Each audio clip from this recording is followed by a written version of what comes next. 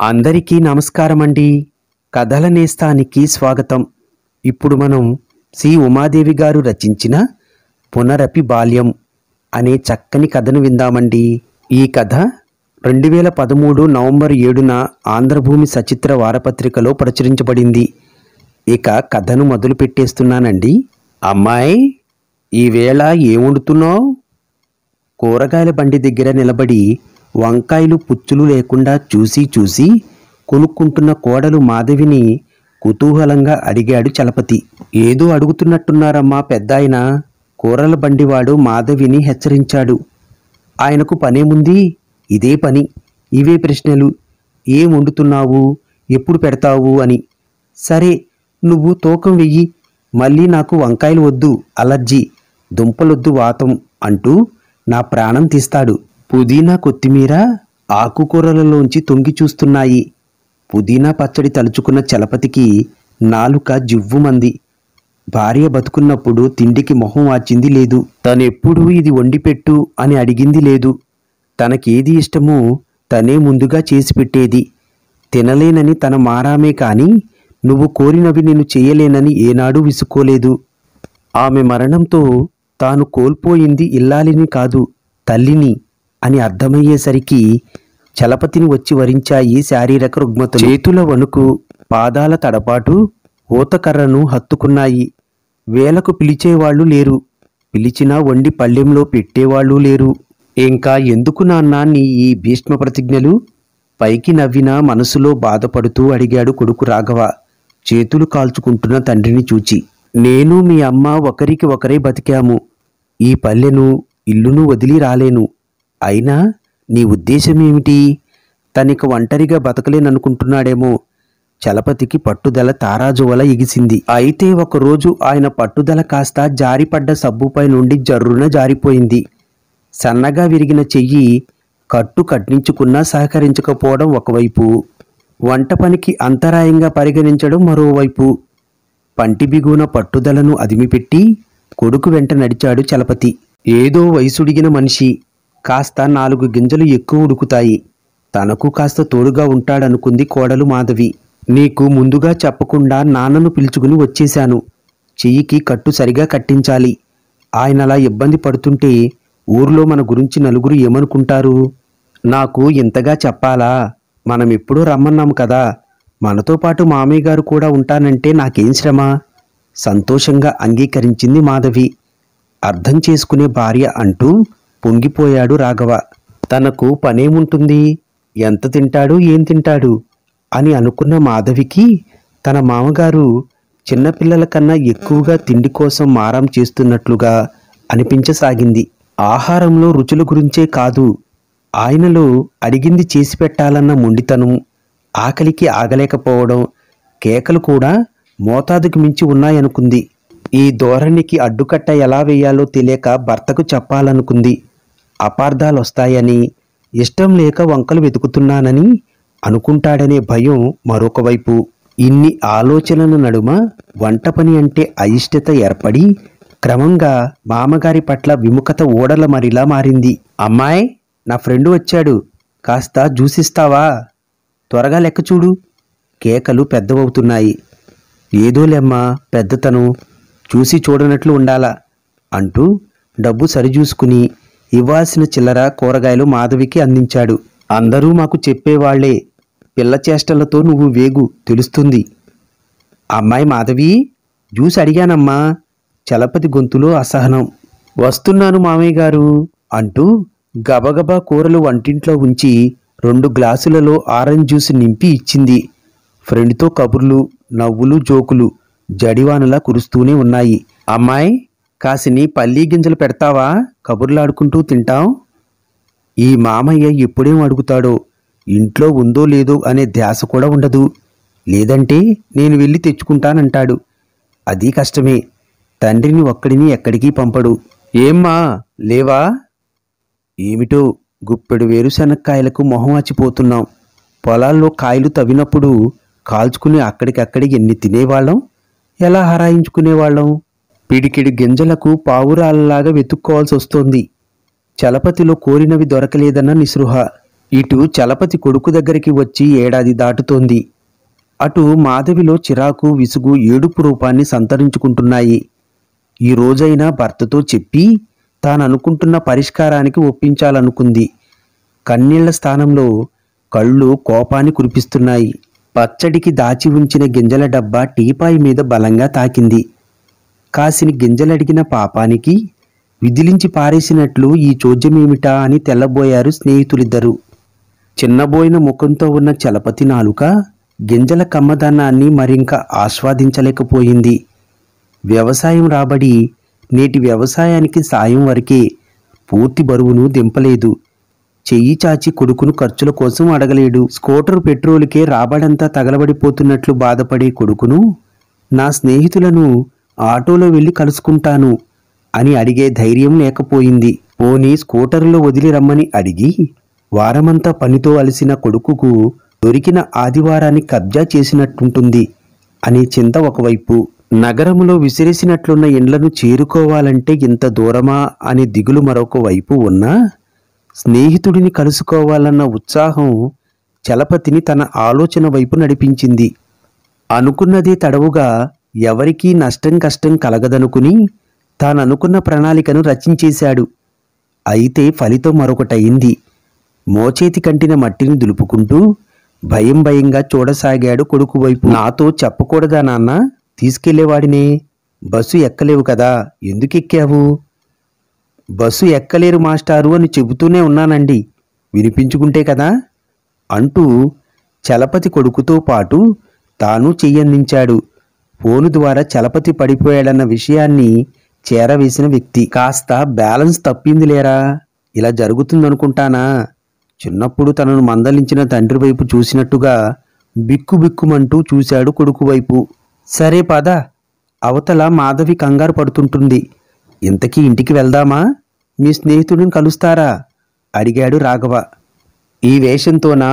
వద్దులేరా, తన దగ్గరికి వస్తూ పడిపోయానని వాడు మనసు కష్టపెట్టుకుంటాడు అంటూ తను బస్సులో ఉండి పడగానే తన గాయాన్ని కడిగి తాగడానికి నీళ్లందించిన వ్యక్తికి నమస్కరించాడు చలపతి. అయ్యో పెద్దవారు, నా తండ్రి లాంటివారు, నాకు నమస్కారం పెడతారేం సార్ అని చలపతి చేతులను ఆప్యాయంగా పట్టుకుని వారించాడా వ్యక్తి. మాధవి గాబరాగా ఎదురొచ్చింది. అలా వెళ్ళొస్తానంటే ఏదో 4 అడుగులు నడిచొస్తారనుకున్నాను. మీరిలా చేస్తే ఎలా? నలుగురు ఏమనుకుంటారు అనే భయం ఆమెది. ఏం లేదమ్మా, తోచకపోతేను మా మురళీధరాన్ని కలిసొద్దామనుకున్నాను. నేను లోపల పనిలో ఉన్నాను, మీరు ఎంతసేపైనా రాలేదు. సరే రండి, భోంచేద్దురు కాని. తనదేం తప్పు లేదన్న భావాన్ని పలికిస్తోంది మాధవి. నాన్న, నేను తీసుకెళ్తాను మీ స్నేహితుల దగ్గరకు, మీరేమీ ఫీట్లు చేయకండి, కాసేపు పడుకోండి నవ్వుతూ అన్నాడు రాఘవ. నిద్రపోవడం తప్ప మరో పనిలేదు.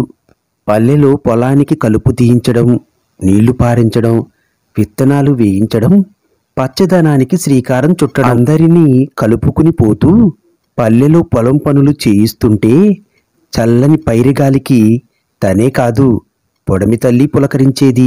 ప్రాణానికి మరింత ప్రాణవాయువు అందేది. ఇక్కడ ఈ అపార్ట్మెంట్లో ఫ్యానుగాలే పైరగాలి. వంటగది నుండి చారుకు పెట్టిన పోపు వాసన గుప్పుమంది. ఉయ్యాలలో పిల్లాడు ఉలిక్కిపడి లేచినట్లు లేచి కూర్చున్నాడు చలపతి. జుట్టు సవరించుకున్నాడు, చేతులు గట్టిగా రుద్దుకున్నాడు వేడి పుట్టేలా. మరిక పడుకోలేకపోయాడు. అమ్మాయి, కరివేపాకు కొత్తిమీర బాగా వెయ్యి. మీ అత్తయ్య ఇవి లేనిదే చారు చెయ్యననేది. పూలకు పరిమళం, చారుకు తాలింపు, గుబాలిస్తేనే కదా తృప్తి. ఇంతకీ చారులో నంచుకోవడానికి వడియాలున్నాయా? అల్లం పచ్చడి ఉందేమో కదా. మొన్న పుదీనా పచ్చడి, నిన్న టమాటా పచ్చడి, ఈరోజు కొత్తిమీరతో. తీరా చేశాక ఏం పచ్చడో ఏమిటో, రోటి పచ్చడిలా లేదనే విలాపం మొదలు. మాధవికి ఇందాకటి గాబరా దిగులు లేవు. వాటి స్థానాన్ని చిరాకు, కోపం ఆక్రమించుకుంటున్నాయి. నీకు బీపీ పెరిగిపోతుంది. మీ మామగారి విసిగింపులకు తెరదింపుతానంది మాధవి స్నేహితురాలు. ఎలా? అంది మాధవి. మాకు తెలిసిన వాళ్ళు వృద్ధాశ్రమాన్ని ప్రారంభించారు. అక్కడ అన్ని సౌకర్యాలు ఉన్నాయి. డాక్టరున్నాడు, పనివాళ్ళున్నారు, టీవీ, ఫ్రిడ్జు అన్నీ ఉన్నాయి. మీ మామగారు అక్కడ ఉన్నా ఇక్కడికి వస్తూ ఉండొచ్చు. మీరు వెళ్ళి చూసి రావచ్చు. పేపర్లుంటాయి, పుస్తకాలుంటాయి. ఆయనకు సరదాగా ఉంటుంది. తన స్నేహితురాలు ఇంత పాజిటివ్గా చెప్పాక, ఇన్ని ప్లస్ పాయింట్లు దొరికాక తన భర్తకు ఈ దిశగా సూచన చేయడం తప్పేమీ కాదనిపించింది. కానీ మాధవి నుండి ఇటువంటి సూచన వస్తుందని ఎదురుచూడని రాఘవ తెల్లబోయాడు. అందరిలా కాదు, విలువలు తెలిసిన వ్యక్తి అనుకుంటే ఆమె నుండి కూడా ఇలాంటి సలహా వస్తుందనుకోలేదు. ససేమిరా వీల్లేదన్నాడు. నీకు కష్టమైతే చెప్పు, నా తంటాలేవో నేనే పడతాను, ఆయనకు కావలసినవి చూసుకుంటాను అని కోపగించుకున్నాడు. స్నేహితురాలి సలహా రక్షణ కవచంలా ఉంది మాధవికి. మామగారు, మీకేం తోచడం లేదు కదా, మాకు తెలిసిన వారి తల్లిదండ్రులంతా ఒక ఇంట్లో ఉన్నారు. వృద్ధాశ్రమం అని అనలేకపోయింది. ఎందుకట? ఆశ్చర్యంగా అడిగాడు చలపతి. అదే సరదాగా ఉంటుందని. మాధవి నాలుక తడారిపోతోంది. మామగారి స్పందన ఎలా ఉంటుందోనన్న భయం కూడా తోడయింది. ఇదెక్కడి సరదా అమ్మా? వాళ్ళ పిల్లలేమనుకుంటారు? మరిక మాట పెగల్లేదు మాధవికి. వాళ్ళ పిల్లలే వాళ్ళనక్కడ ఉంచారని చెప్పలేకపోయింది. కానీ ఆలోచించే కొద్దీ చలపతికి అస్పష్ట చిత్రం స్పష్టంగా కనపడసాగింది. తనకు మాధవి మంత్రోపదేశం చేసినట్టు అనిపించింది. తన వల్ల మాధవికి ఇబ్బందిగా ఉందేమో. పాపం, నిజమే, పిచ్చిపిల్ల. అన్నీ తనే చేసుకోవాలి. తనను కూడా వెళ్ళి చూసి రమ్మంటోందా? అక్కడికే వెళ్ళి ఉండమంటోందా? చలపతిలో అంతర్మదనం. మాధవి ముభావం, మాటలు కరువైన కాపురం రాఘవను తండ్రిని వృద్ధాశ్రమం వైపు నడిపించాయి. మాధవి చెప్పిన ఇంటి గుమ్మాన్ని సరదాగా ఓసారి ఎక్కి చూడాలనుకున్నాడు. కానీ ఇలా వృద్ధాశ్రమ తలుపులు బార్లా తెరుచుకుని తనకు ఆహ్వానం పలుకుతాయనుకోలేదు చలపతి. అక్కడ ఉన్నవారు కొత్తగా వచ్చిన వ్యక్తిని హాస్టల్లో చేరడానికి వచ్చిన కుర్రాడిని చూసినట్టుగా చలపతి వైపు జాలిగా చూస్తున్నారు. తన బట్టల సంచి, చేతికర్ర మాత్రమే తన వెంట వచ్చాయి. భార్య లేదు, భుజంపై చెయ్యి వేసి నడవడానికి. 70వ ఏట భార్య కొనిచ్చిన జన్మదిన బహుమతి చేతికర్ర. నిర్లిప్తంగా నవ్వుకున్నాడు చలపతి. నేను ఈనాటి న్యూస్ పేపర్ని కాను, నిన్నటి న్యూస్ పేపర్ని, వేస్ట్ పేపర్ని అనుకున్నాడు.